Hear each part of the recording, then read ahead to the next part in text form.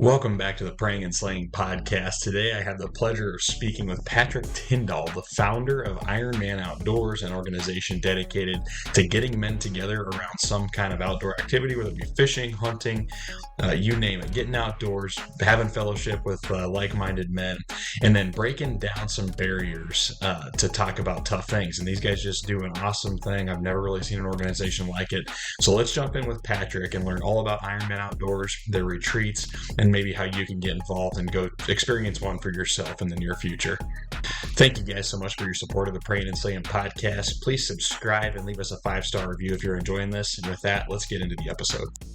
All right, man. Well, Patrick Tyndall is here with us from Ironman Outdoors. Welcome, Patrick. This is an exciting one for me. I met Ken Graham a long time ago, like my first introduction to the outdoors industry, the very first trade show I ever went to. I had the pleasure of spending it with Ken Graham and laughed my butt off more than I ever thought I think I could meeting somebody for the first time. But then he introduced me to Ironman Outdoors then, and I've kind of followed along with what you guys have done throughout. But man, it's a pleasure to have you on here, and really looking forward to just learning so much more about it and hearing your guys' story and how it's grown till now, what you guys have for the future, and then hopefully, if you're not too shy, share a hunting story or two with us. Oh, hey, listen, anytime a group of guys are standing around, there's going to be more than one hunting story that's shared. So, yes, thank you for inviting me. I'm honored to be on here. Yes, Ken Grant, one of our awesome volunteers in the ministry. And so we're very thankful for guys like him, but excited to be here and share a little bit about what we're doing and learn about your podcast. Yeah, man, absolutely. Yeah, we started Praying and Slaying a while ago, and it was just, I've always wanted to do a podcast and tell hunting stories, and I've always felt called to share my faith. I had the opportunity now to get it going more full time, and so definitely enjoying the heck out of it and hearing stories from all over with conservation and veterans is kind of our core, and then obviously faith is the center of it all, and that's where the conservation and sometimes veterans, but organizations like you guys meet. So definitely that's where we're at. Awesome. Yeah, man. Well, tell us a little bit about yourself. So obviously your name's Patrick, and that's about as much as I know, I think, other than you are the founder of Ironman Outdoors. And tell us a little bit about you and how you first got the idea to start, and tell us where the origin started of this thing. Well, I can tell you this. I have been an outdoorsman my whole life, fascinated with white-tailed deer since I was a boy. Killed my first deer when I was 14. Killed my first deer with a bow when I was 19 in college. Have just always loved the outdoors, okay? But I was living my life. I was climbing the ladder in my career. But I was a Christian, okay? So I've always loved the Lord and been very faithful, grew up in church. But it wasn't until about age 30 that I really began to understand that there could possibly be a connection between my love of the outdoors and my faith. And that was a real watershed moment for me. I won't go into all the details, but, I was teaching a Sunday school class, okay? And this was a couples Sunday school class at a Baptist church in Columbia, South Carolina. And we had virtually no men in our Sunday school class. And I really thought that it could have been my Sunday school teaching that was the problem. And we've never really ruled that out. I mean, that certainly was a factor. But we began to look around and to see men were not necessarily engaged and active in church. It doesn't mean that they're not engaged in their faith, and it doesn't mean that they don't love the Lord. It just means they may not love the church. Maybe they had a bad experience with church, or maybe the church is a little too feminine for them. So I had a moment in my Sunday school class when me and two other guys said, hey, what if we did a fishing retreat? And we started down at Santee Cooper, is two beautiful lakes that we have here in South Carolina, Lake Marion, Lake Moultrie. Most of our state records, a few world records, I think, have come from Santee. It's a great fishing destination. Hey, what if we had guys from our Sunday school class and we brought our boats? South Carolina is like very high in boats per capita in the country. We have a lot of boats here. What if we were to be specific and strategic about inviting some of these guys on a retreat, a fishing retreat down at Santee? And I said, okay, that sounds like a great thing. Let's do that. And what about after dinner, if instead of just saying the blessing, Let's have something that I called a manhood discussion after dinner each night during the retreat. Well, we did it, and we had these guys come, and we had men open up and talk about things that I've never heard them talk about in a couple's Sunday school class, things that men struggle with, our marriages, parenting, struggles of our faith, sins and things that we struggle with as men. We don't have a safe place to talk about it. And sometimes I hate to say it, church is not a safe place to talk about it either. Hmm. But when we put men in the right atmosphere, great things happen. And the Lord has just grown that. And that was in 2002 that we did our first retreat. In 2007, a guy came on a retreat, and sometimes people just kind of stare into your soul. And he just looked in my eyes and he said, "Hey, man, this could be a lot bigger than just your Sunday school class." I thought, man, that's he's right. So we had the guys in my Sunday school class. We formed a little board of directors. We formed a 501c3 nonprofit ministry. None of us had any experience, but the Lord directed our paths. We didn't have any property. How would you do hunting retreats if you don't have any property? I got one meeting with one landowner in South Carolina, down in Somerton, South Carolina. And I poured my heart out to him. I took some time off work, drove down there at lunch one day to have lunch with him at a restaurant. And I said, if you'll just let me lease a little bit of your property, maybe 500 or 600 acres. This man owned several thousand acres. If you'll just let me lease a little bit of it, we can do 2 or 3 retreats a year in the fall, and I can bring groups of men and we can do hunting, deer hunting, hog hunting. He had those on his property as well. And so I poured my heart out to him, and there was a long, awkward pause. And he said, "Patrick, I really like what you're doing, but I don't lease out my land." And I'm already, sinking back in my chair Oh, going, well, if you know of anybody else, give me their phone number. But he said, "Hold on, I won't lease it to you, but I'll give it to you for a weekend." And I well, said, I said, 600 acres? He said, "No, all of my property." And that kind of, things clicked in my, Bible verses came to my mind. God owns the cattle on 1,000 hills. We don't have to lease it. We don't have to buy it. We don't have to own it. We can work with Christian landowners who would give us access to their property to do one of these retreats, once or twice a year, however often they would allow it. And that's how we got our start. Now, since then, the ministry's really grown, and we have lots of different leases in lots of different states. But in the beginning, it was just us relying on Christian landowners. But then the next thing he said was, "But you got to have insurance." And then, I was like, oh. So I went back to our little board of directors meeting, which was only a few guys from the Sunday school class. I said, "Look, guys, we got to have insurance." And it was going to be $2,500, and we didn't have any of it. oh man. Well, a week or so goes by, and I start getting a check in the mail, and then I got another check in the mail, and then my old, people in North Carolina where I grew up, they heard about what we were trying to do. My old youth pastor, he chimed in, and the next thing you know, it was a big snowball, and we had the money for the insurance, and God opened those doors, and continues to open those doors for Ironman Outdoor Ministries, and I'm thankful that He just lets me be a part of it. Man, how incredible. And all it started, just recognizing that there was I guess, a lack of equal participation between men and ladies, and then saying, how can we do something a little different and bring guys to the table? And then, I mean, what do guys like doing? Most likely, no one's not going to not go on a fishing trip if they get invited to go on one, I would think. And then, what do you think it is about, I guess, that the space, or is it the group of people? Like, what is it that I guess allows that to be a place that people open up? You talk about the fishing trip being the first thing, and then all these awesome conversations happen with your manhood discussion. What do you think was different there versus being in a couple's Sunday school class, or even just anywhere else where these guys just felt all of a sudden compelled to share? Atmosphere is key. There's a store that I love to go to. The closest one to me is in Myrtle Beach. And when I get out of my truck, there are turkey tracks painted on the asphalt leading into the building. The building itself is like a giant log cabin. I walk in the door, there's thousands of rod tips, there's hundreds of gun barrels, and I feel at home. and I can be there for 2 hours and not, my back doesn't hurt, my feet don't hurt. But you take me to Kohl's or to the department store, Belk or somewhere like that. In 10 minutes, my back is hurt and I'm looking for a place to sit down.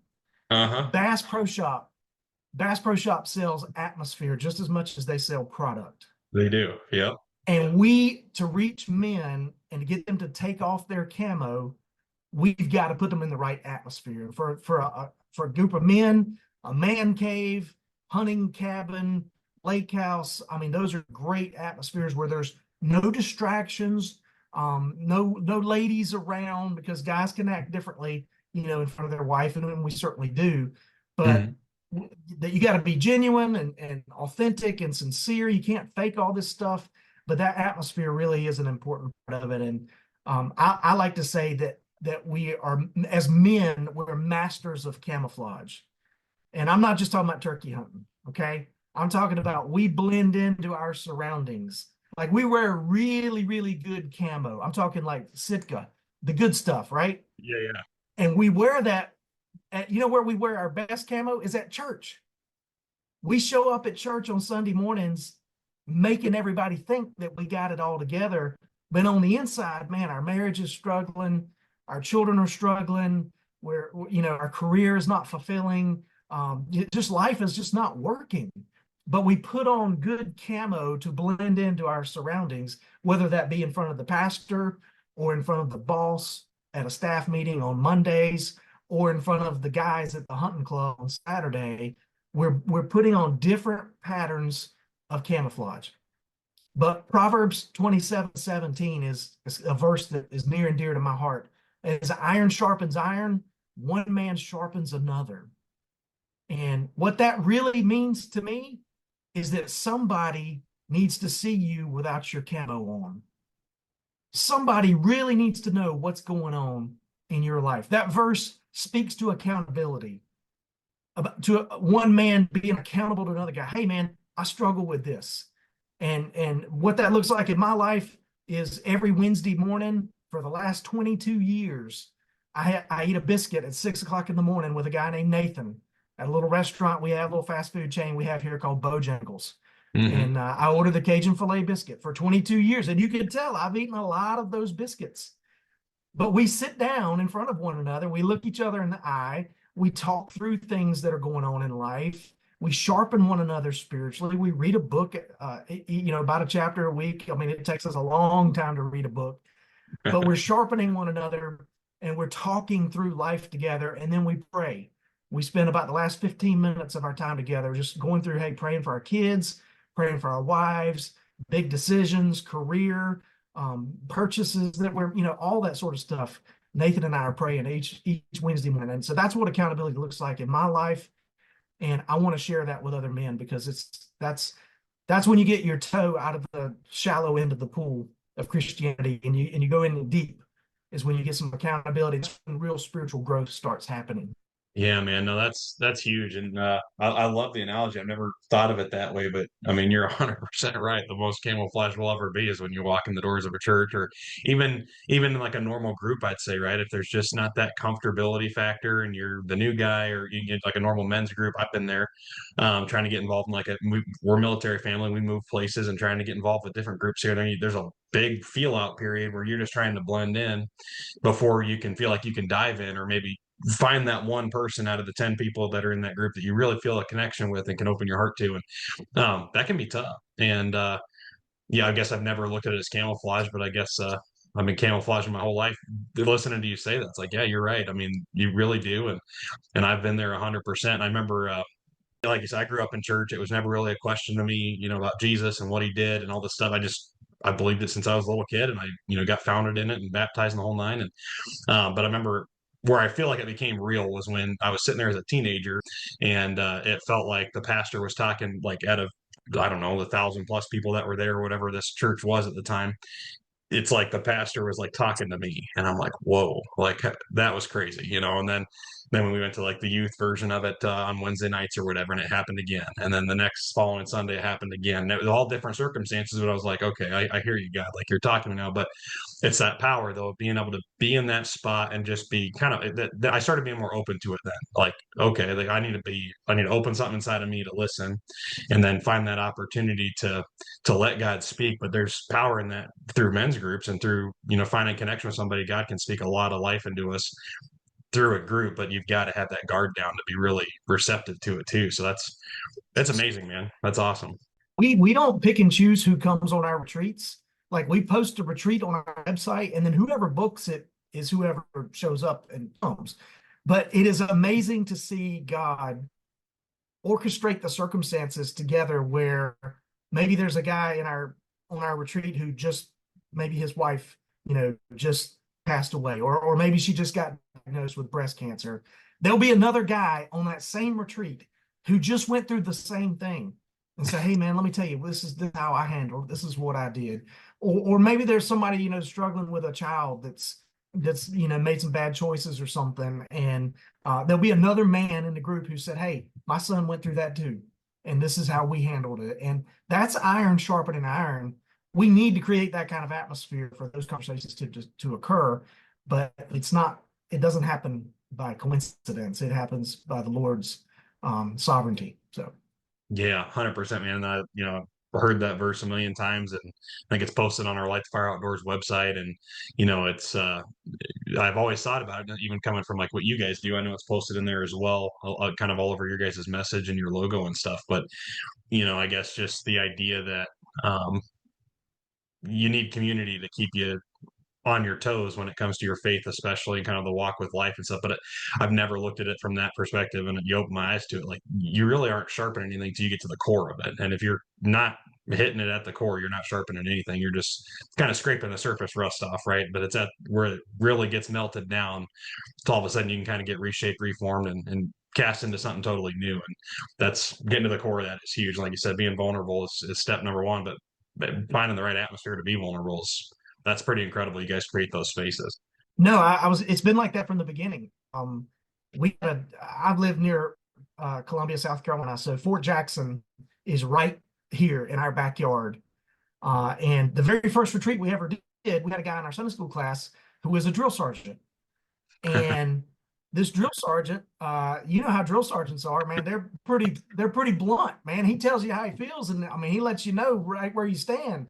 So his name was Troy, and I said, Troy, can you share your testimony with the guys in that manhood discussion that night? Could you open up and share a little bit about your story, how you grew up, and maybe some things you've done well, and definitely some things that you've done that were not good.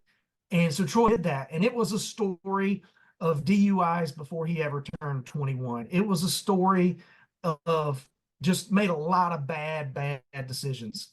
And then he met a girlfriend who invited him to church, who then later led him to the Lord and is now his wife. And there was a guy on that retreat. I invited my neighbor to come on this. Okay. I had invited my next door neighbor. We lived in a little subdivision, houses right beside each other. I had invited him to church probably a dozen times, and he had never come. But I invited him on a hog hunting retreat. This particular one where the drill sergeant was coming, invited my neighbor on that hog hunting retreat.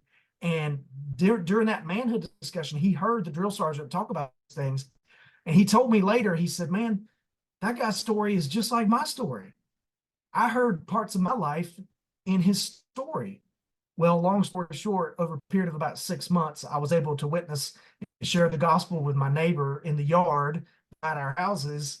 And about 6 months of that hog hunting retreat, I was able to baptize him at our church. He started attending our church, and my pastor gave me the honor of baptizing him. So, this thing works when you put men in the right atmosphere, and you're authentic and transparent, and these are things we need to talk about as men. Good things happen, and the Lord blesses that. And there are marriages that have been saved. There are guys who were not going to go home to their wife after the retreat. And then we had a manhood discussion on marriage, and he went back home, and they're still together. I had a guy come to a retreat a few years ago in November. It was a rut hunt We were going around the room on a scale of 1 to 10. How's your marriage? We got to him, and he got quiet, and it got real. He looked down at the backpack that he had right beside him on the floor. And he said, I guess my marriage is at about a 1 because I've got papers in that backpack right there that I've got to figure out if I'm going to sign to divorce my wife. Man. And he said, I don't know. He said, I thought I was coming on this hunt because I wanted to kill a big deer. He said, but I'm learning so much more this weekend. It's not about the deer. It's about marriage, and they're still together. So we wrapped our arms around him the rest of the weekend, poured into him a lot about what God's word says about marriage. Hey, there are no perfect marriages, right? We're all sinners. But if we will focus on our relationship with God, and we can get her to focus on her relationship to God, it's kind of that triangle where the man and woman are at the bottom and God's at the top. And as you draw closer to God, you're drawing closer to each other. And I'm thankful to say that they're still married too. So there's great things have happened on these retreats. Yeah, man, that's incredible. Well, it sounds like no two retreats are probably the same. So I guess maybe this is a loaded question, but what does a typical retreat look like from, I guess maybe when a guy signs up to getting there? What can they expect? Like how does a retreat weekend look?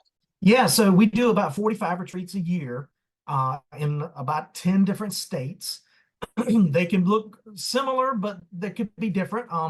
We do hog hunting, we do hunting, a lot of deer hunting, few turkey retreats, and a few fishing retreats thrown in, and a few waterfowl retreats. Over the years, we've done a few waterfowl things here and there. But typically, you're going to show up on a Thursday at lunchtime. You're going to hunt Thursday evening. If I'm talking about deer here, Thursday evening, you're going to hunt Friday, you're going to hunt Saturday, you'll hunt Sunday morning, maybe, and then get up and come home. So Thursday to Sunday would be a typical retreat. There'll be maybe 10, 12 guys on the retreat. If you get too many more than that, it becomes difficult for everybody to be able to talk during those manhood discussions. And we really feel like everybody needs to have a voice in those discussions. You're going to be responsible for your own license, and you're going to be responsible for getting to the retreat. But then we take it from there. We've got your meals, we got your lodging. We're going to cover your swag, t-shirt, that kind of thing. We have a lot of different properties that we do retreats on. So say if you come to Kentucky, we have in Western Kentucky, we have 9 different farms that we lease, and those farms are scattered out over 2 different counties. So we may put you in a pickup truck this morning, and 4 of you may go hunt this particular farm morning and afternoon. Come back, we're gonna have a big dinner. That evening, we're gonna have manhood discussion right after dinner each night. If you come to South Carolina, we got a piece of property here where we have lodging. We stay at a Christian camp right around the corner from where the property is. So literally, we can ride the buggy, the side by side, all the way from the camp over there to the property. Same kind of thing. You'll be there Thursday to Sunday. We do some father-son retreats. Those have kind of been guys have kind of asked for it. Yeah. Hey, I want to bring my son on this. And so, it's hard to talk about some subjects in the presence of young boys, but we have started doing father and son retreats where it's more of you're going to be around 4 or 5 other sets of dads and sons, and we're going to hunt together. We're also going to have manhood discussions, but the tone and the nature of the manhood discussion is probably going to be a little more geared towards, a 12-year-old boy than it is a 40-year-old man, that kind of thing. But in price, they range. We have retreats as cheap as $300 for the weekend, all the way up to, I think right now, our most expensive retreat is a trophy that we do on a ranch in Texas, and that one was about $3,500. So, all different economic levels, but there's all different kinds of guys who have all different kinds of budgets.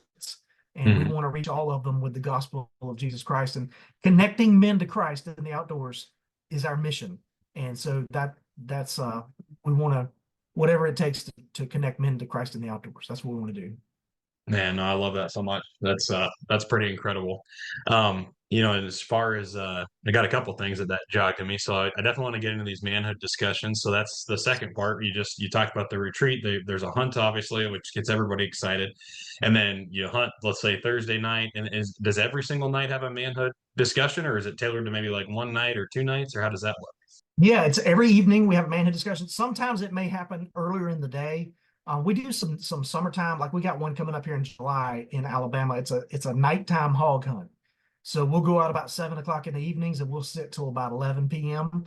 So we're hunting all night, not all night, but all evening. So we'll do our manhood discussion earlier in the day, 2 o'clock, 3 o'clock in the afternoon when it's hot outside. We'll be inside doing a manhood discussion at that time. But yeah, we usually have one discussion per day, and we just ask everybody who's there on the retreat to participate. And the guys know this up front. We have a big flyer that we put together for every single retreat. It's about 20 pages of information. Here's what the bed looks like you're going to sleep in. Here's what the stands look like. I mean, mostly it's Millennium ladder stands. That's kind of our go-to. We do have some shooting houses on different properties and some bow stands also for different properties. But we want to be real clear with the expectations. We had some guys a few years ago came. I think they paid like $600 and they hunted with us in Ohio, and they just, I don't know. I mean, you paid $600, okay? This is not the King Ranch. You didn't pay $6 grand, Right. okay? But we had a great time. We killed a few deer.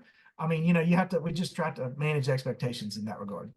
No, that's huge, man. I think that is key. I mean, we really, and I think you hear it in the testimonies you shared earlier. You're getting so much more out of this than the hunt is what gets you there. But the what Yeah. you get away with is way more than what a hunt will ever bring you, and that's pretty awesome. And at the end of the day, I guess I could see that. Maybe some guy gets in there assuming he's going to shoot a big old buck or something, place like Ohio, and then how? And we do kill some really big deer. Okay, I'll tell you a story in just a few minutes when we get to that. We Yeah, kill yeah. some really big deer. But Well, at the end of the day, I got I got about 8 heads, or some of them are euros. I got about 8 deer hanging on the wall in this room I'm in right now. None of those changed my life. None of them. exactly. Okay, and I enjoyed Yep. everyone. They're all great memories. None of them changed my life. Yep. But a relationship with Jesus Christ can change your life. It can change your marriage. It can change your family tree. I mean, it can change your eternity. So that's important. No, that's huge. That's a great point. Then so back to the manhood discussions there. A couple things on the father and son one. You said you tailor it towards, maybe more of like a 12-year-old level type thing. Is everybody in the same room all the time, or do you guys like have, I'm thinking maybe more of like a church in this respect of like maybe there's like breakout type deals where, hey, let's get the grown men involved, let's get the young dudes in their conversation, then bring them together as a group, or is it all just one group 24/7, like dad with son? Yeah, we've done it both ways. Certainly, there's going to be times where the dads and the sons are there together in the same room. One of the things I like to do when we start off one of those retreats is I like to have the dad introduce the son to the group and Mhm. have the son introduce the dad. I And love it. I'm telling you, there's times when there's tears involved I because bet. the dad will say, "Hey, this is my son. He is an awesome first baseman. He's really good at sports. He's really great in school. We're so proud of him." And you could just see that young man sit up a little taller in his chair, and you know what I'm saying. And Yeah. then sometimes when the boys are introducing the fathers, "Hey, this is my dad. He can fix anything. He loves me. He loves my mom, and he loves me and my sister. He'll work 70 hours a week if that's what it takes to provide for our family." And you can see the dad, like, I mean, it's really cool. But then, yeah, we do some breakout stuff too. We'll pull the dads aside and we'll talk about, what does a godly father look like? Every young boy needs to hear that he's good at something and that dad's proud of him. Every young woman, every daughter needs to hear that dad loves her and that she's beautiful on the inside and outside. And there's tons and tons of research. I was actually looking at some of that earlier today that correlate the relationship of the father and whether or not he's active and engaged in the home. There's tons of correlations to that and teenage pregnancy, depression, um, uh, all these different things that teenagers struggle with, suicide, um, incarceration at some point. All of those are very strongly linked to the relationship that child had with the father. And so we will pull the dads aside and share some of that with them because there's a lot at stake as a dad. And we only got one chance. And I Yeah. see pictures of your kids behind you. And I got 4 kids also. I got 3 boys and a girl. And let me tell you, that 18 years that you have that you can really shape them, I mean, it goes by like that. And I don't want to mess it up. I want to pour as much into my children as I can. And I know you do too. And these dads do too. We just have to be intentional about that. Yeah, yeah, 100%. No, that's back here. It's some family photos. So I don't think our kiddo's not actually in there. That's our nephews. So they've got three boys. We do have Oh, little Wyatt. He's three now. gotcha. Funny, Yeah. but to your point, man, it's like he's hitting that age right now where it's just like everything's a test, and it tests me, I think, more than it tests him. He's just trying to learn his little boundaries and stuff. But I was just talking to Ken about that yesterday. I was like, you got any tips for a dad of a 3 year old? Because I said, man, I just feel like you said, I don't want to mess it up. So there's that, like, everything that happens and every reaction I have, it's like it never fails. I walk in that next room and I like just sit there and I'm like, did I do the right thing there? Did I, like, I don't know how Yeah. much it matters maybe now at the little age, but like I'm Oh, it already, matters. I No, it feel, matters. because it's like, man, And like you said, you don't want to mess it up. I want to make sure he's confident and knows that dad's just I'm gonna correct him and guide him. I'm not here to browbeat him or whatever, and whatever. I'm always telling the kid I'm proud of him, which I've loved hearing you say that, because that's something that I know that was the best feeling ever when my dad told me that. And so I always want to make sure that I communicate that to him. And, but yeah, these like little moments, like little things, you're just like, as a dad, and I don't know if it's a new dad thing or what, but I mean, I'm like, I feel the weight of that. Like, oh, I hope I made the right call there. I hope I reacted the right way. Or if I didn't, how can I do better next time? Because I want to make sure he knows that, like, dad's there, dad's firm, but dad's going to make sure I'm doing the right thing and I'm in the right place and I'm safe and all those things. yeah, teachable moments. Yeah. Teachable moments are important at that age, about teaching him right from wrong. And here's why dad did this, or here's why mom did that. And then, of course, the best thing you can do is to love your wife. Mm. Because when a child sees that unconditional love between mom and dad, and that they love each other no matter what, and you know what, dad's tired and he came from work, but he's going to still get up and help with the dishes because mom's tired too and she cooked the meal. That type of relationship, that you love your wife, that'll help your child. Awesome, man. No, that's huge, and that's yeah, the teachable moments. Because there's so much out there too. And maybe you've got something, a nugget on this. I didn't expect this to come out, but like, uh, yeah, as a younger parent, you don't look a day over 25, I'd say, but maybe Thank you. different Yes. generation, maybe different generation here, but maybe different perspective, which is good. I feel like there's so much. I'm 35 and my wife's 34, and I feel like there's so much information we have on social media and like soft parenting or gentle parenting and this and that, and like but we have the world at our fingertips when it comes to information. And sometimes it's a great thing in a lot of ways, because it's like, man, I can't ever really be surprised. I know what to expect when he turns this age, or I know, in terms of his attitude or what might be coming my way. But then on the flip side, it's like I feel like there's almost a detriment to how much information we have. I guess, what do you have to say about, and maybe it's a generational thing, but like the teachable moments? Is there ever too young of an age to start that teachable like conversation? Because everything you guys do, it sounds like an Ironman, it's all based around a conversation. And the one thing I remember about being a kid with my dad is it didn't never matter what kind of trouble I got in, whether he blew up or I blew up or whatever the case was, there'd be a moment in time where things would settle down. He'd come back and we'd sit down, and we'd just talk about it. And I'll never forget that. And so I always try to make sure I do that. But like, and in some places or some videos you watch, like that's not the right thing to do with a toddler and like different things like that. But I watch my kid respond to it, so maybe that is the right way. Pray about it Yeah, before you go to social media and get your parenting advice. What does God's word say about it? And then pray about it and say, Lord, I need you to lead me so that I can lead my family. So that I can lead my son. I need God's help in doing that because we're not perfect. If we say 1 to 10, how are you as a father? There are no tens. There's only one perfect father, and he's in heaven. yeah. It's interesting. I was just watching the other day. I think it's on Amazon Prime. It's a little documentary they did on Dale Earnhardt, the race car driver. I've seen it. I haven't watched Okay, it pop up. his dad was a race car driver. His dad never told him, "Good job, son." Never told him, hey, I'm proud of you. Never. They interviewed Dale Jr. and he said, no, I never got that kind of attention from my dad. I mean, it's just interesting to me that Yeah.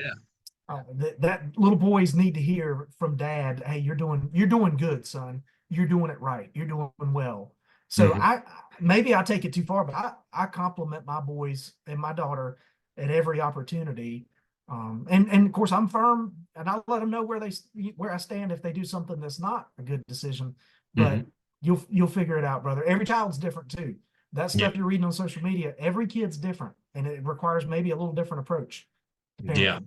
100%, Yeah. 100%. Yeah, we don't have two yet, but I've always heard two. It doesn't. They're going to be polar opposites. Supposedly, is the thing I consistently hear from people. So, Yeah, I'll, right. like you said, developing different parenting strategies for different kids. You know, and then our nephews, man, they're three wild little boys, but they're all three totally different kids. So it's pretty incredible to watch. And then talking just on the father son side of things too. Do you guys ever do like big brother, Big big brother, sister? big sister. Yes, sir. Yeah. Do Hmm. you guys Yeah. ever do anything like that where it's like more of like a mentor, like a man that's just a mentor in a young person's life gets brought in, or maybe they're Yeah. awesome. We've done that. We had a boy whose father had passed away from cancer. And so a family friend brought him on a father-son retreat, which was Very cool. really pretty amazing. We've also some of the coolest ones we've had was three generations. We had the Wow. dad, so we had the son, the dad, and the grandpa all came on a father-son retreat together, which was cool. I mean, we're just, I mean, where else can you make a memory like that? And I've got pictures around here, like,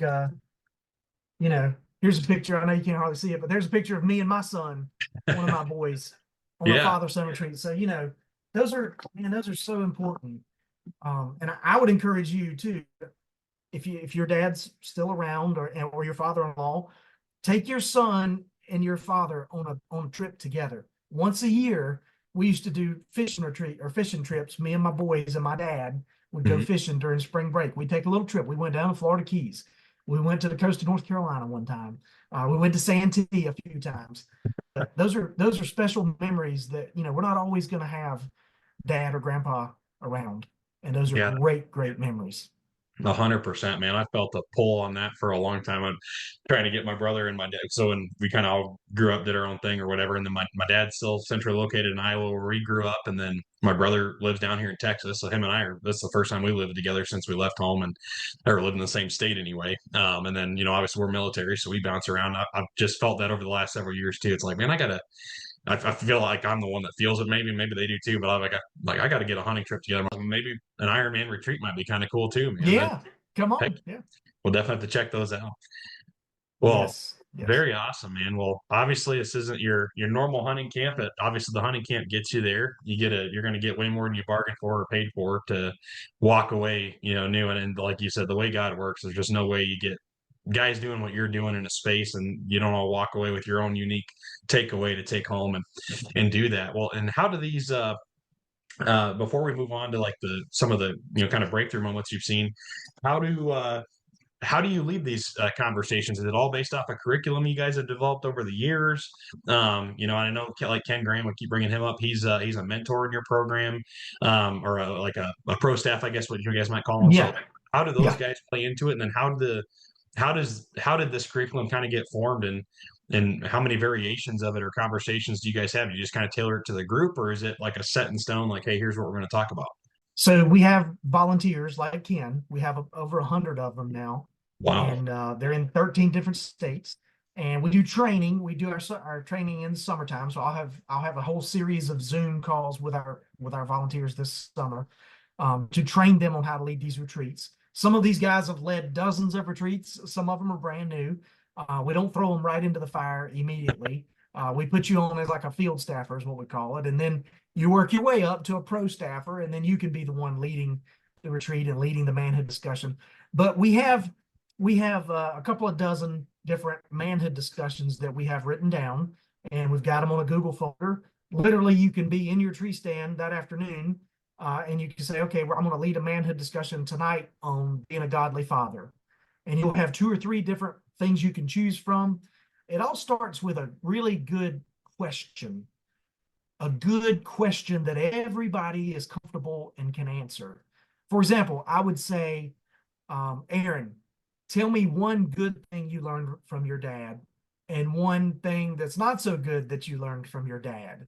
And you might say, well, my dad, he was always there for all of my baseball games and blah, blah, blah, blah, blah. But the thing that wasn't so good was that, dad worked all the time and he was, he just wasn't present there, so everybody can answer that discussion or that question. And then we kind of spin it into a conversation and we will drop a few Bible verses into the conversation as we go through that manhood discussion. But a lot of times you'll have men that'll play off of one another. Hey, my dad, you could say, well, he was an alcoholic, and there'll be another guy who have a very similar story and they can relate to one another. And we kind of ended at the fact that, none of us are perfect fathers, but with the Lord's help and with some accountability from some other guys, we can do it better and we can be a better father for our children. So we've got marriage, fatherhood, integrity, honesty, character, legacy is one. I've got a really cool one that I do, and I love visual aids because men, we're visuals. I don't know if you knew that or not. Yeah, 100%. We're very visual. So I've got one with I don't have it up here. It's downstairs, but I have a antenna, a directional antenna that I use on one of the ranches where we do retreats in Texas, because I was told you couldn't use cell cameras out there because they don't have enough cell phone service. I'm like, oh, challenge accepted. So we run this thing up 15 foot up a pole on a piece of conduit, and it's a directional antenna. Okay. So I have an app on my phone where I can see the closest cell phone tower to that location of that trail camera. And I can dial that directional antenna in to get a better signal. Okay. And I can go from 0 bars to 1, maybe even 2 bars. Wow. And I can get pictures delivered to my phone in South Carolina from Texas. Okay. So I take that antenna and I say, as Christian men, as a godly father and a godly husband, every area of my life needs to be oriented towards the cross. My marriage, my business, how I handle money, how I handle relationships, every part of that, my antenna has got to be focused on God. And there's lots of distractions. There's lots of things that can get my antenna just a little bit off of where it needs to be. And you look up one day and your antenna is pointing the complete other direction away from God. So we use visual aids like that. That's just a cell camera, analogy that works pretty good for hunters, because most of us are pretty much addicted to cellular trail cameras. If you've got them, man, you are 100%. Yeah, it's a game. It's a game changer. I wasn't a trail camera guy hardly at all anyway. I had one experience. I bought a 2-pack of some brand from Costco because it was a good deal. I went out and I put them out and I was all excited, and one of them didn't even work after I turned it on. It was like an hour from my house and the other one worked, but it only worked for like a little bit. And then I learned about like heat pictures, because it was kind of in an arid area. And I think I had 3 pictures of deer after leaving it out for 2 months, and that was it. So I was like, well, that was a waste. Okay. Just as soon as you start getting those pictures, it doesn't really matter if you're getting bad pictures or whatever. They just tell you everything that's going on, so you can dial Right. it. But like you said, then all of a sudden it takes over. You can delete Facebook and Instagram and about everything else off your phone if you have a cell phone app or cell cam app on your phone, because that's all you want to look at. So that's right. That's the first thing I look at when I get up in the morning. Bible app, then the trail cam. That's right. That's right. For sure, man. What's up, guys? It's Aaron, and this episode is brought to you by our official partner, DEADNUTS Outdoors, makers of the most realistic 2D archery targets out there. Let's face it, dots on a block don't prep you for the real hunt. DEADNUTS targets feature Ultra HD realistic life-size animal targets with clearly marked vital zones, so you're training for clean, ethical shots in real-world scenarios every time you shoot your bow at these things. They're durable, foldable, and easy to set up, perfect for the backyard or take to hunting camp with you. Whether it's elk, whitetail, mule deer, antelope, antelope, bighorn sheep, bears, or turkeys, Dead Nuts has a target that will prepare you to fill whatever tag you have in your pocket this upcoming season. Want to take your practice even further? Check out Vital X, their augmented reality tool that lets you analyze your shot in 3D on actual internal anatomy of your target species. And here's the deal. You're going to get 10% off at deadnutsoutdoors.com/discount/Prayin and Slayin. That's Prayin, the and symbol, SLAYIN. And Dead Nuts is going to kick a portion back of every purchase from that link to our Veterans and Conservation Support Mission at Light the Fire Outdoors. They're just amazing partners. I can't say enough about these guys. So head over to deadnutsoutdoors.com/discount/Prayin and Slayin, PRAYIN, and symbol SLAYIN, and get yourself a Dead Nuts target, guys. Summer shooting season's here. Time to practice for the upcoming season. Tags are starting to get drawn, so get excited and practice how you hunt and hit it dead nuts. Now let's get back to the episode. Well, so obviously you started talking and touched on some of the hard topics, that guys maybe talk about, marriage being a big one. Maybe things guys are just struggling with, temptation side of things or whatever. Like, are there anything that stick out over the time you've been doing this that maybe are common themes that guys end up opening up about through these conversations? Well, absolutely. I'm convinced that we all struggle with the same things and pretend that we don't. Mm-hmm. It doesn't matter if you're 50 or 20, or it doesn't matter if you're rich or poor. It doesn't matter. I mean, it just doesn't matter what kind of background you come from. There are several things that men tend to struggle with. And you see this all throughout Scripture. Lust, every man's battle. That's a great book about lust. And it truly is every man's battle. Pride, man. We all want everybody to think that we've got it all together. And if you look at social media, most of social media is just, well, most of it's advertising now, but the posts that you do have that people make is mostly just, hey, look at me. Hey, look at me. Look how great I am. Look how great my children are. Look how big the deer that I killed was. I mean, pride is a big issue. Alcohol, gambling, these things can really put your life sideways. But those are some of the biggest ones. We actually do another little visual aid where we have a rock. We just go to the river and pick up a rock, and we ask guys to carry it around with them for the whole weekend. And then on the last night, in the last manhood discussion, we hand them a Sharpie and we say, all right, what sin is it that you're struggling with? And that, what is it that you really need to work on in your life? And they'll write down some of those same things I just mentioned, that they'll write it on the rock. And they'll say, there's a verse, that where the sin that weights us down, that we're carrying it around with us. And so we'll pitch it into the middle of the floor and we'll pray and we'll turn all that over to God and ask for his help. And so I have men 5 years ago who came on retreats, and they'll tell me they still have their rock on the dashboard of their truck as a reminder that I got to get control of that in my life. Wow. So it's pretty powerful, pretty impactful. Yeah, 100%. The Bible talks about too, nothing, there's no temptation that one man experiences that isn't common for every other man out there. And I mean, even just the stuff you listed was maybe a list of what, five, 6, 7 things. Yeah. Which when you break it down and look at that, because some of these things seem so complex when they're taking us on a daily basis, and it's a constant daily struggle and it's a constant distraction. Anger is another big one I left off. Yeah, that's a huge one for men. For sure. Controlling your temper. Yeah. And this might turn into a manhood discussion too, but I feel like, some of the biggest times I feel like I've struggled with anger, or different times when that's been a thing on my end. It's like, it usually, if I can get control over something else, it's usually like I feel like anger kind of comes from a symptom of other things. Not saying it is for everybody, but I know that so some of these things might even just be getting down to like the root cause of it too, which you talk about iron sharpen iron, getting down to the core of what's going on. That can be really powerful.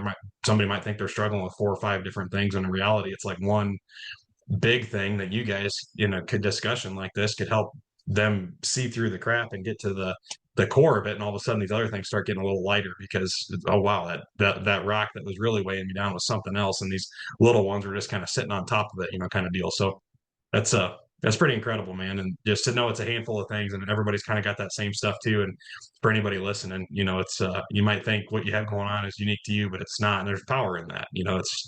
It's something that the thing that got through me through basic training from day one was there's someone who's a lot dumber, a lot less strong, a lot slower than I am that made it through this. And I'll That's be right. just fine, like that mentality. That's the same thing in those daily struggles, man. There's someone that's maybe not got all the things you have or whatever the case is, it's made it through it just fine, and you can do the same thing. And being in a room with like-minded guys who are sharing that with each other too, and all of a sudden the aha moment, it's probably pretty powerful in there. You have a 3-year-old son who probably knows how to push your buttons. And Oh, if he doesn't, he will know very soon how to push your buttons. I had 3 of those little boys, and they were like about 9 o'clock or 9:30 at night. I was exhausted. They would not get into bed like they were supposed to get into bed, get in there, be quiet, turn off the light, go to sleep. And they just knew how to push my buttons. And I would get angry at them and just really was like, man, why? I never really struggled with anger until I had 3 small boys who just were not cooperating. I had to read James 1:20 and I had to memorize James 1:20. The anger of man does not produce the righteousness of God. And therefore, if I want to produce righteousness in these little boys, me being angry isn't going to help. So every time that anger would well up in me, I would have to quote James 1:20. And so there's something for you too, brother, because if you haven't dealt with it yet, you will. oh yeah. Oh, he's starting, and he's just now figured out he can crawl out of his crib. It took him a while, and we knew he could, and then all of a sudden he started doing it. But like you said, now you put him in bed at 8, and all of a sudden you hear the door handle start wiggling, and you're like, okay, here he comes, and all the Here stuff. it Like it's comes. starting for sure. You hit home right on that one. But yeah, like you said, and I find myself getting caught up in that too. That's the thing. It's like, okay, I'm repeating myself over and over and over now. And it's like, or it turns into a game, right? It's like, hey, I said this, here's what we need to do. Then, well, now I got to chase him across the house to go get it because he's fast too, right? So, like you said, it's like one button after another. You're like, okay, and I know it's coming. I just like, but having these conversations, we're having a manhood discussion right now on the Prayin and Slayin That's podcast. right. Do you think there's anything, we talked about the camouflage, being a big part of it. Do you think, and maybe I don't know, maybe over the time you've seen this, is there a common thing that men experience, or maybe something culturally that we feel like we have to do put on a camouflage for ourselves and then have a harder time being vulnerable to these things where, obviously these types of environments allow us to do it, but then a normal everyday thing, I feel like over time they'll probably put that camouflage back on or whatever. Is there a thing that men struggle with that you feel like is kind of a cause of that or a source of it? I mean, I think pride is a big part of it, but it's a level playing field. When you get in that hunting cabin, in that manhood discussion, it's a level playing field, man. It don't matter how much money you got in your 401k. I had this was a cool story from Kentucky a few years ago. I had trying to think. I believe he was a colonel in the Marine Corps, and I know different branches. A colonel is a different level in different branches. He was a colonel in the Marine Corps. He was stationed in Iwo Jima, Japan. Okay. Mm-hmm. Am I saying that right? Is it Iwo Jima? Yeah. He was over the military base there in Japan. He was the highest ranking Marine in Japan. Wow. Okay. We're going around doing introductions and they're telling us a little bit about themselves. There's a younger guy who's probably, I don't know, 45 years old. And his daughter just married a guy who joined the Marine Corps. And the guy gets shipped off for his first deployment.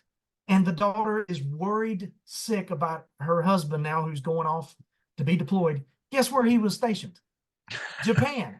The colonel now, okay, this is a big dude. The colonel gets up, walks over, takes his cell phone out. He says, I'm giving you my personal cell phone number. And he said, I'm giving my wife, your wife's, I'm sorry, I'm giving your daughter my wife's cell phone number. And I want you to know that we're going to take care of your son-in-law while he's in Japan. Wow. It's a level playing field, man. There is no hierarchy here, and only God can put that together. But yeah, that happened on one of our retreats in Kentucky a couple years ago. Man, that's pretty incredible. Yeah.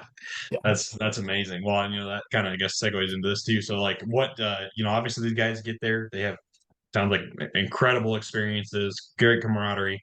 Is there a level of like follow up that your guys as volunteers or you do afterwards, or things that they can kind of stay plugged in?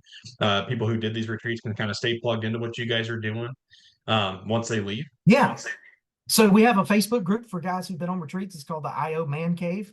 And Okay. it's a private group that you have to, you got to come on one of our retreats to get invited into the group.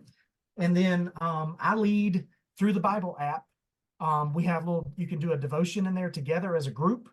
And so I think there's about 90 of us that are doing a devotion right now. We're doing it's like a 5-day one that we're doing right now. And so you get invited to be a part of those Bible studies. Some guys don't, some guys do. It's really cool. And then you can talk it over in the last section. You read a devotion, you read a few passages of scripture, and then there's a talk it over function. And I'll be in there, and a bunch of our Ironman volunteers will be in there. And then a bunch of guests, guys who've come on retreats, will chime in and say, yeah, man, this really hits home with me with what I'm dealing with today. So I know that's a little bit of follow-up. It's not, we're not a church. We're not a substitute for a church. You need to be plugged into a local church. And we encourage you, if you're not, to get plugged into a local church as soon as you get home from the retreat. If you need a recommendation, we'll find you a recommendation for a church in your area. But yeah, that's kind of the follow-up. No, that's very cool, man. And like you kind of, there's an exclusivity to the trip anyway, right? Like it's a retreat, it's limited. There's some 10 or 12 guys there. And I have some of the people I've gotten just, ironically close to are guys that I've been in, not a retreat like this, but just a long range shooting school, for example. Go down there for work and do one of those. And it's a random small group of 10 random people I didn't know were going to be there. They're there. And then we still have group chats that go on. So just, Right. Yeah.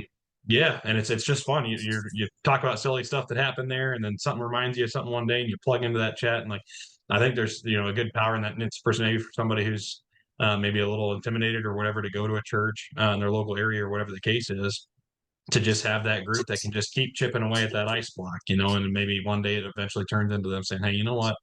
Okay, now's my time. I need to get out there. But just having that place that they can go back to, that they remember the safety net that was there. They know everybody in that group went through the same thing they did. It's like that, military camaraderie is kind of the same way. Like doesn't matter who it is or how much you don't like somebody, you all went through the same stuff, and you just know at the end of the day you're all in that same club together, right?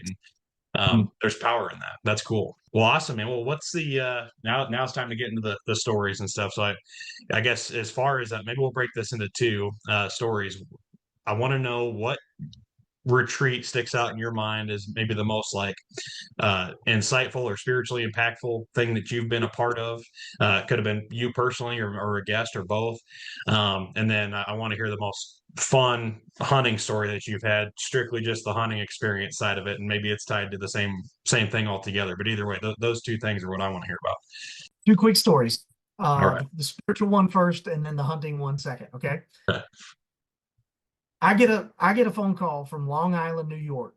This was several years ago. A guy named Sab Capone. Okay. Right? If that doesn't scream mafia, I don't know what does.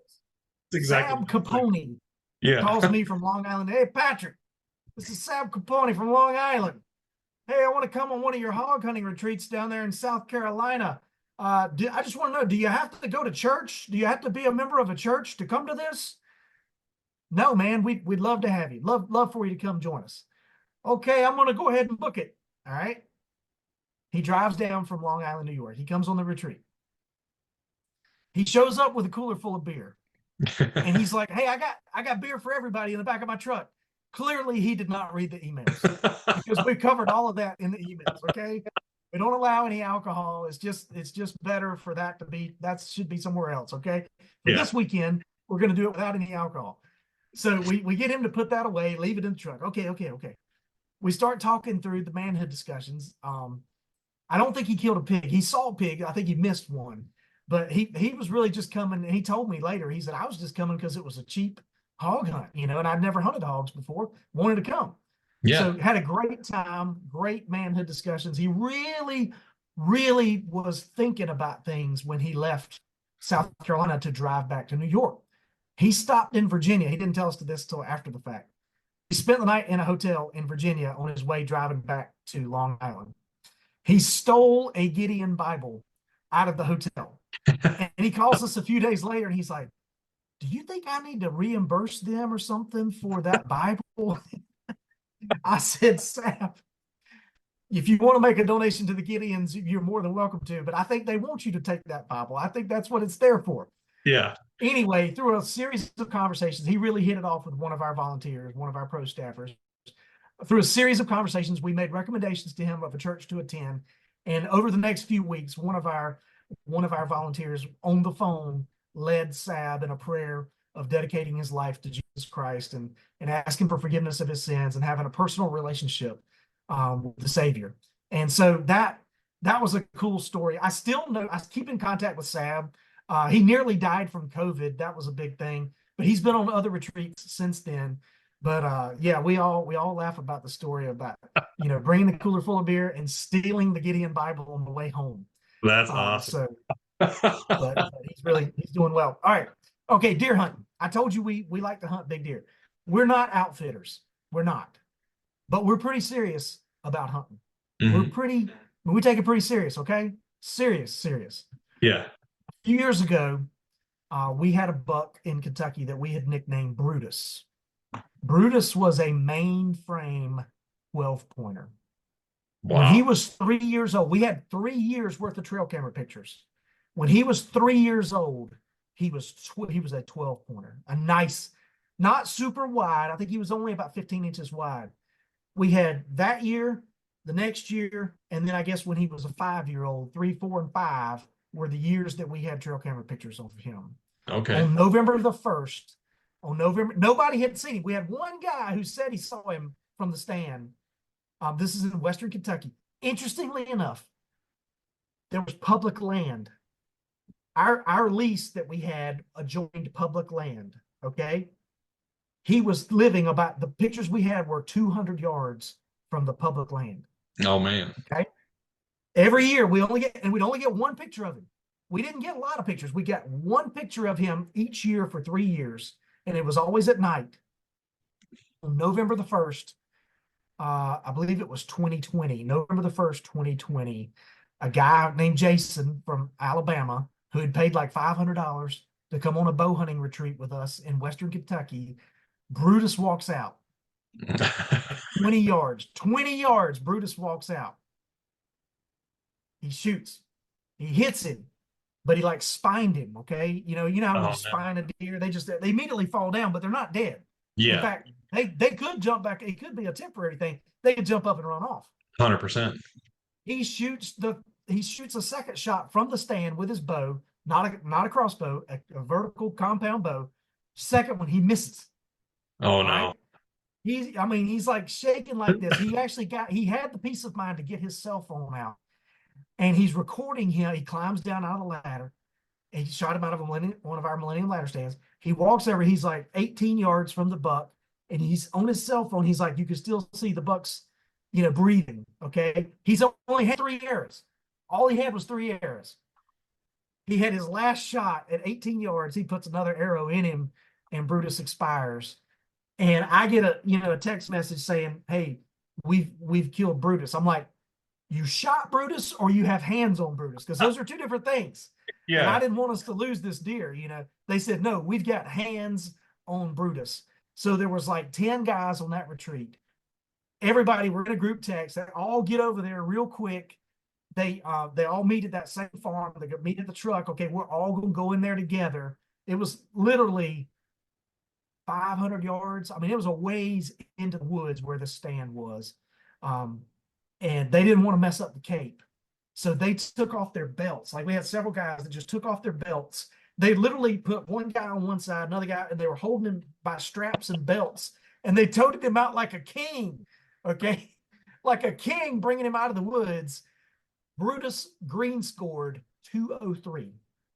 Holy cow. He green scored. I've got pictures. There's even a video on our YouTube channel about Brutus. He green scored 203. And then after the mandatory drying period, he was like 195 and some change. Okay. No kidding. Incredible deer. That year, he was number 7 on the record book all time for Kentucky with a bow. He was the 7th largest buck ever killed in the state of Kentucky with a bow. Now, those things change each year. I don't think he's number Yeah. 7 anymore, but at that time he was pretty high up on the record books. 203 and then 195 was his final score. But beautiful, beautiful mainframe 12. Got a bunch of kickers and junk and stuff, which actually that hurts your score if you're typical. And then you got some of that stuff. They have to deduct all that.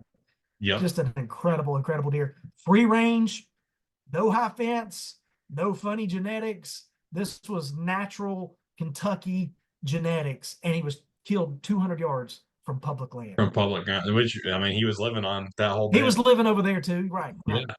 Yeah. Golly, man, that's cool. I wonder how many public land hunters' hearts broke that day when they never saw him show up. It maybe had pictures of him. They even knew about him because, like I said, we'd had that lease for years, and we only had three pictures of him. Yeah, he was He doing knew something. he was there, but Yep. Man, that's incredible. That's and they carry him out on a belt platter. That's they killed him out and carried him out with the belts. That's right, because they didn't want to mess up the cape.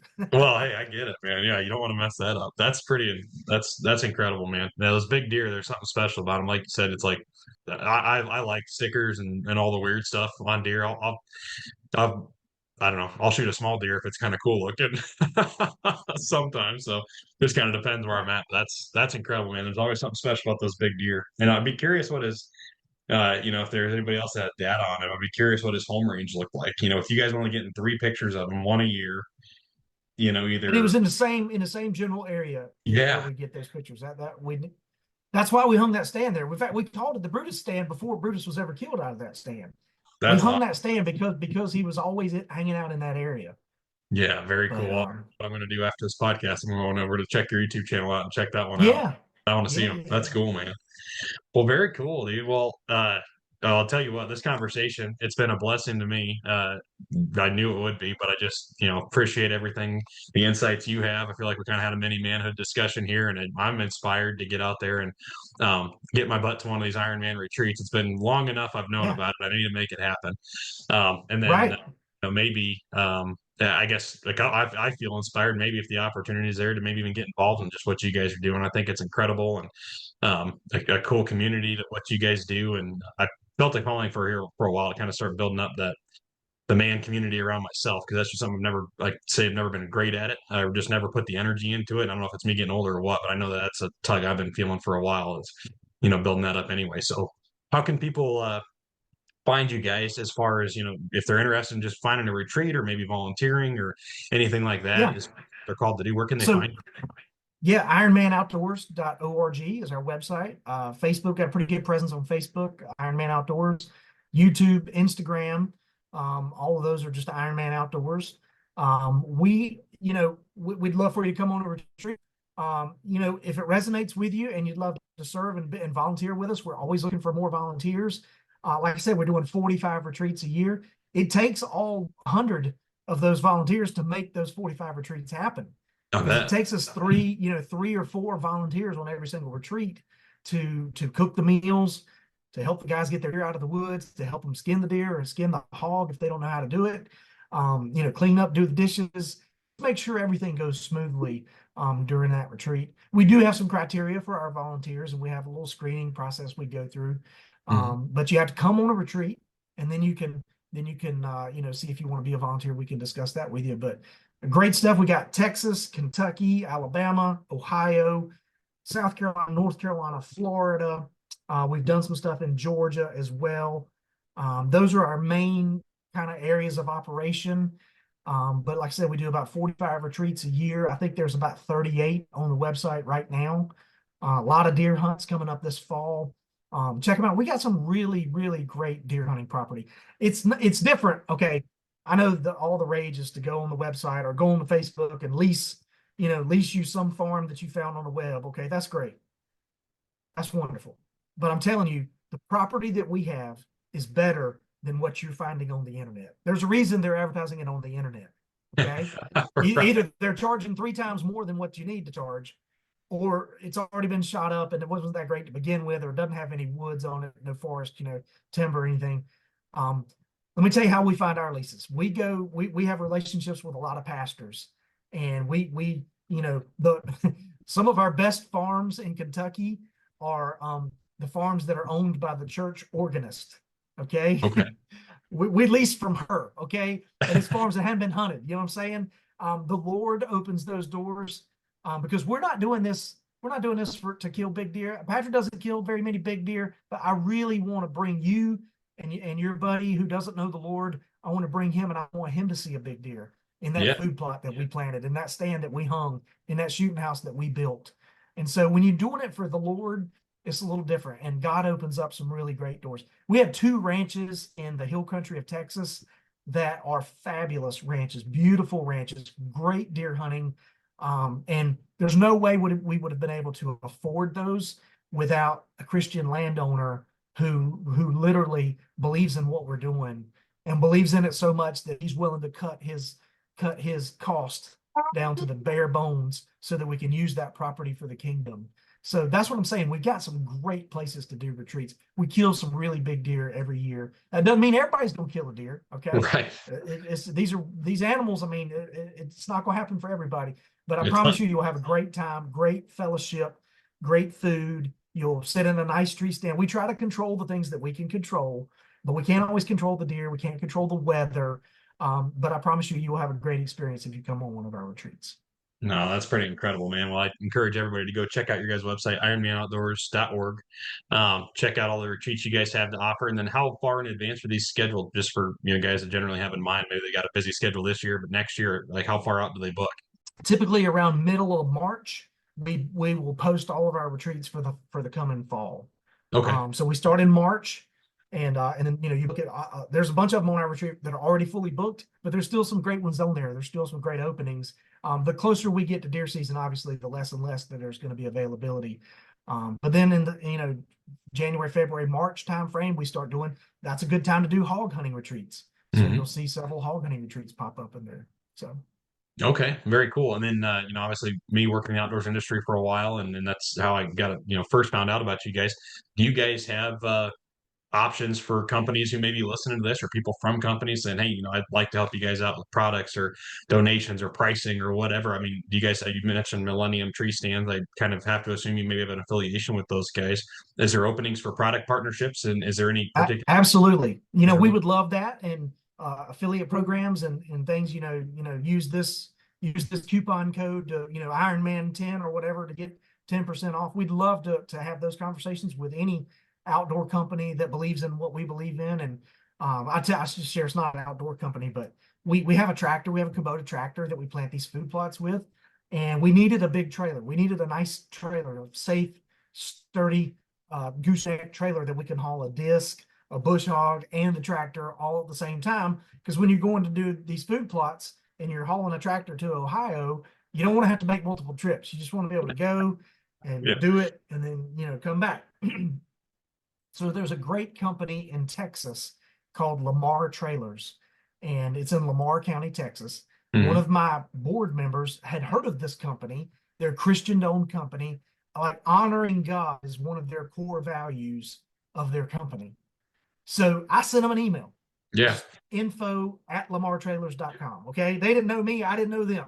And I said, hey, we're a men's ministry based out of South Carolina. We do these retreats for men. We've seen some great things. We've been at it for 18 years. The ministry has been blessed with a tractor, but we need something to haul it on. I was just really asking for a good guy price. Could you give us just give us a discount? Just, give us a good guy price. Yeah. I got a phone call 2 months later from their director of marketing, and she said, our CEO has reviewed everything on your website. He's watched every video that you've put on YouTube. We would like to donate a trailer, and my production guy is going to be calling you asking for the specifications of what kind of trailer we can build for you. No. And so about a month ago, I went out to Texas and picked up this trailer. I mean, it's incredible. This is a $15,000 trailer. Now, we're not asking every company to do that, but there are some great companies who really support what we believe in and what we're doing, and we'd love to partner with those companies. Yes. Very cool, man. Well, I'll definitely keep my ears open, and if I find somebody, like you said, Christian-led business, I know there's several out there. Been reaching out to several, trying to get them on the podcast. Same thing, is faith-led business to get them talking about what they do and their mission as well. But yeah, man, if there's anything I can guide your way, great. And then if anybody that's listening, you guys know where to find them. And your contact information on the website there as well, I'm assuming. Yeah, Patrick at Ironman Outdoors. Okay. .org is my email, and my phone number is actually on the website. So yeah, definitely can get in Awesome. touch with me anyway. Well, easy enough. And then on the personal side, so maybe people who've been a part of your guys' program already, or people who are listening, just maybe feel called to help. Is there other ways that people can help? Obviously you got to go to a retreat to be a volunteer, but like, do you guys have donation options? Do you guys do any other fundraising type things? Like, how does that work? Yeah, so we're all supported. We don't get, there's no government money for this. There's no churches sending big checks every month. Me and one other guy, we raise our own support to be in ministry full time. So our support has to come in through donors, and then we try to pay all the bills of the ministry with the retreats. Okay. But there are there's capital things that we have to buy. Like we need a new disc this year for the tractor. Between now and when we plant food plots in the fall, like August, we gotta get a new disc. The old one we had was just beat up, torn up. Every time we used it, something else broke on it. So we need a new disc. So things like that we have to raise money for. We do some raffles. We'll raffle off a gun, 3 or 4 times a year. We do that on our Facebook page, and email newsletter, that kind of thing. We sell raffle tickets. Always need donations, obviously, but we also need prayers. This is spiritual warfare, Ephesians chapter 6. When you step out and do something like this, and you're proclaiming the gospel, there's people that come after you. So we would love for people to pray with us on these retreats. We have a prayer team that sends out text messages to our prayer warriors to help pray. We actually pray for every man who comes on our retreats. We pray for them by their first name. We text that out to our prayer team, and it goes out to whoever's willing to pray for those retreats, because there's spiritual warfare is there, and it's at work, and we want to undergird everything that we do, and every retreat that we have, we want to be sure we're prayed up before we do that retreat. So we need help with that too. But yeah, and then we have work weekends also. So it takes a lot of work to get these properties ready to hunt. Yeah. So in usually July, August, September, we'll be getting all of our properties ready for hunting. So that might mean hanging stands, moving stands, bush hogging paths, trimming, shooting lanes. And we like to say, hey, anybody's welcome to come on a work weekend. You don't have to be an official, pro staffer or nothing like that to come on a work weekend and help us out. So yeah, get in touch with us and we'll let you know when our work weekends are. But we have we have a church building in Kentucky that was unfortunately, the church is no longer a church, and the building was there empty, and the Baptist Association was having to pay for the insurance and mowing the grass and all that sort of stuff. Well, we came to them through a relationship we have with a local pastor and said, hey, could we use that building as a lodge to host our retreats during the fall? Because we have a lot of farms right there close to that church building. And they said, absolutely. So they ended up deeding the building over to us, and we have gone in there and remodeled it. So we've had an army of volunteers remodeling. The Sunday school classrooms are turning into bedrooms, the fellowship halls, the basement, a full kitchen. We've gone in there and hung deer heads. We've got recliners and leather couches and that sort of stuff for our manhood discussions. We built a deck, a big old deck, a skinning rack. All that stuff just happened in the past 2 months. We've done all that. So all those were volunteers. Yes, there's always a chance. Bring your tools and we will put you to work. Absolutely. Sounds good, man. You're talking to the old park ranger in me. Yeah, let's grab a toolbox and stuff, toss it in the truck bed, and head out on an adventure. And you tell me what to do. So, no, that's incredible, man. Well, it sounds like there's a way to get involved just about any way, even if it's something as simple as praying for you guys and what you're doing. And there's a huge power in that too. So, well, awesome. And again, you can contact Patrick directly on the website. There, his email and phone number are there. If you hear this and you're like, hey, I could do that, or I want to help out, or any way you can do that. Companies as well. And then I guess, Patrick, you've given me a ton of encouragement already, man. But if you had one piece of encouragement for men in general to leave this thing with, what would it be? Tyco, Tyco. Tycho. Take your camo off. Okay. Take your camo off. Yeah. Just quit wearing the camo, man. Just be authentic, be genuine, be who you are, own up to it. Say, hey, yep, this is who I am. Get you another accountability guy. You don't have to eat a biscuit every Wednesday morning at 6 a.m. You don't have to do that. That's what I do, but you don't have to do that. There's lots of ways you can be accountable. You can do Zoom. You could, text guys. We have groups of men we're real big on praying with your wife every day, because we think that really makes a difference in your marriage. So I have guys who text one another, "Hey, did you pray with your wife today?" "Yeah, I did." "Yeah, okay." And so they text one another. It's just simple little accountability things. But take your camo off. That's my advice. Take your camo off. I love it, man. Well, Patrick, thank you so much, man. I've learned a ton about what you guys do. I feel really blessed to be talking with you. And yeah, I hope to be a part of what you guys are doing on a retreat upcoming here in the near future while we're here in Texas, maybe make it happen. But I'm definitely getting my butt to one. And I encourage anybody else, hop on the website, find a retreat that sounds cool to you, and get on a hunting adventure, and be prepared to have heavier bags when you walk out, and maybe a heavier cooler. But your bag and your emotional bag will be a lot heavier, I imagine, leaving an Ironman retreat.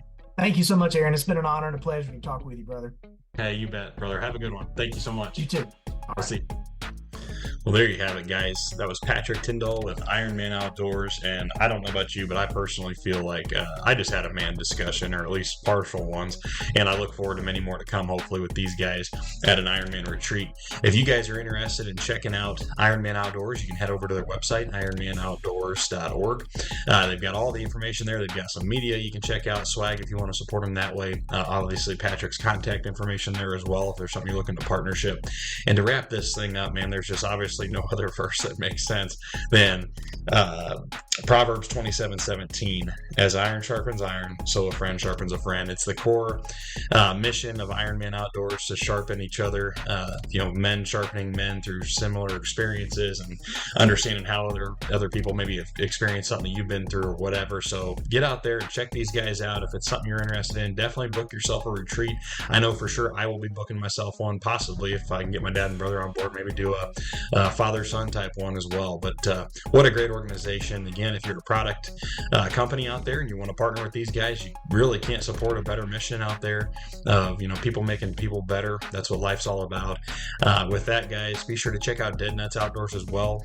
They're our title sponsor here, and they support everything that we do with Prayin and Slayin. So go get yourself a DEADNUTS target. We'll have our link specifically in the show notes. With every purchase that's made through that link, they will be kicking back to our veteran and conservation support mission here at Life Fire Outdoors as well. So go check those guys out.